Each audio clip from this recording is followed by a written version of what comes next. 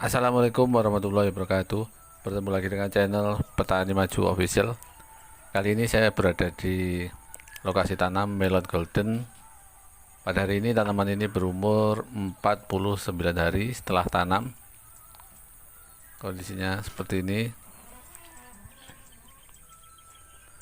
Daunnya masih utuh seperti biasanya, masih hijau seperti ini. Karena mempertahankan daun supaya tetap hijau cenderung lebih mudah dibandingkan untuk mengatasi keriting. Ini buahnya udah seukuran ini, kira-kira sekitar 2 kilo. Untuk yang besar pertumbuhan normal cepat rata-rata sudah segini, namun juga masih ada yang berat 1,5 1,6 juga masih ada. Karena ini masih umur 49, jadi masih ada waktu sekitar 20 hari lagi sampai melon ini bisa dipanen. Mudah-mudahan ukurannya bisa maksimal. Ini ada yang coba dirawat buah 3, kemudian ini adalah buah 2. Untuk warna sudah mulai berubah agak kekuningan di umur ke-49 hari.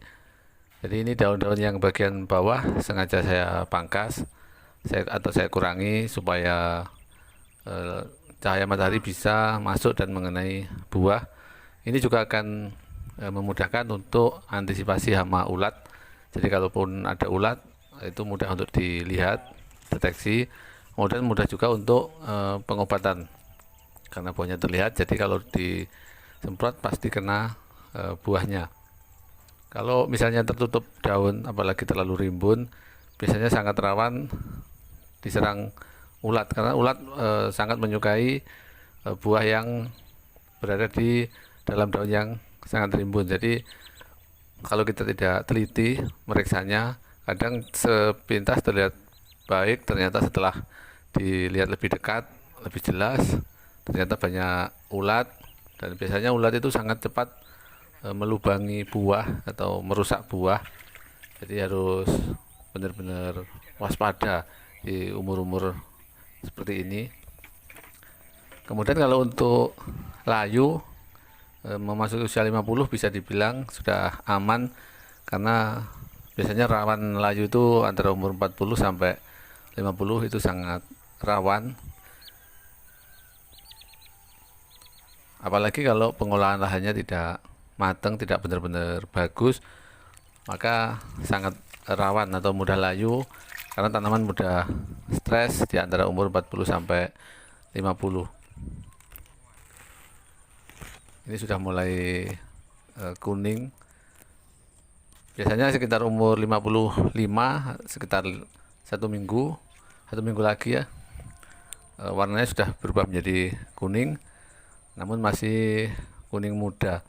Kalau sudah umur 65 baru terlihat kuningnya tua. Sebenarnya saya lebih suka membuahkan 2 daripada 3, namun terkadang ada beberapa yang sengaja dibuahkan 3 karena melihat ukurannya sama, kemudian pohonnya bagus, jadi sebagian tetap ada yang dibuahkan 3. Ini kira-kira sekitar mungkin 1,8 ini beratnya. Untuk rasa supaya manis di umur-umur 49 atau umur 55 bisa dikasih kocoran dengan KCL. Saya biasa memakai KCL mahkota. Jadi dijamin buahnya pasti manis asalkan pohonnya tidak layu sampai dipanen. Sampai panen pohonnya tidak layu, maka dengan diberikan pupuk KCL rasanya benar-benar manis. Nah, kemudian ada sahabat petani maju yang bertanya juga melalui komentar di YouTube bagaimana cara mengatasi embun tepung. Biasanya melon kalau sudah mendekati panen itu ada kecenderungan diserang embun tepung, yaitu seperti tepung yang menempel di daun. Biasanya di daun-daun bawah itu banyak embun seperti tepung yang menempel. Itu adalah termasuk jamur, jadi jenisnya jamur, tentu saja obatnya adalah fungisida. Kalau embun tepung sampai masuk, menurut saya ini berarti fungisidanya kurang kuat atau kurang kurang dosisnya. Asalkan dosisnya cukup, maka menurut saya embun tepung tidak akan masuk. Namun juga perlu diperhatikan adalah mengurangi daun. Jadi idealnya seperti ini, kalau melon sudah tua, daun bagian bawah dikurangi supaya untuk mengurangi kelembapan. Jadi banyak manfaatnya ini untuk mengurangi kelembapan juga, kemudian untuk mengantisipasi serangan lalat ulat juga bisa. Kemudian untuk pematangan buah, kalau buah yang tidak berjaring seperti ini, buahnya cepat kuning, cepat tua. Kemudian buat untuk buah yang berjaring, netnya cepat menebal. Jadi memang idealnya kalau buahnya sudah besar, tinggal menunggu panen, itu sebaiknya dipangkas daunnya atau dikurangi seperti ini.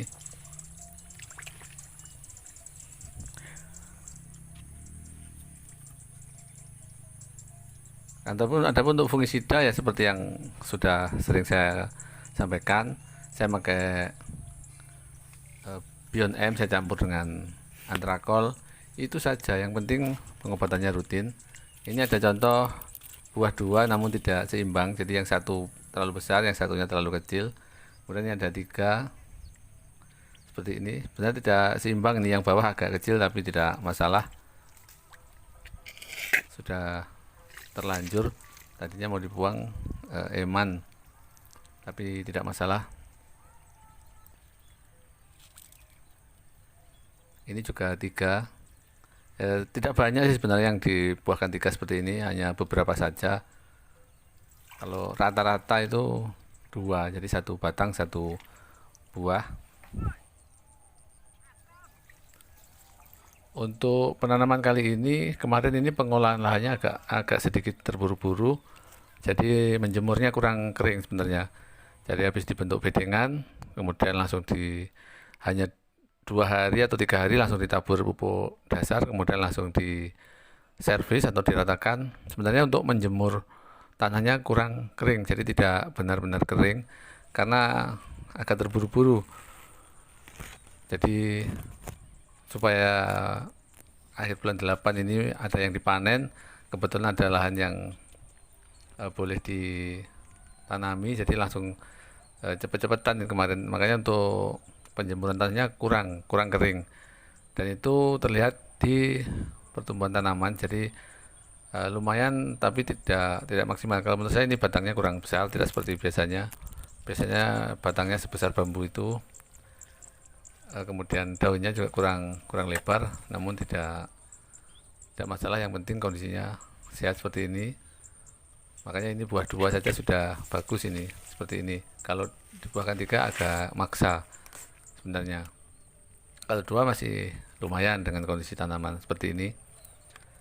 Dan juga kemarin pada saat umur antara 20 ke 30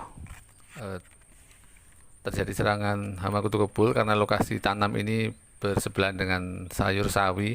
Jadi di kanan ada sayur sawi, di kiri juga ada. Karena dulu prediksi awal tanaman sawi akan dipanen pada saat melon sekitar umur 20, dan dilakukan sekali panen langsung habis.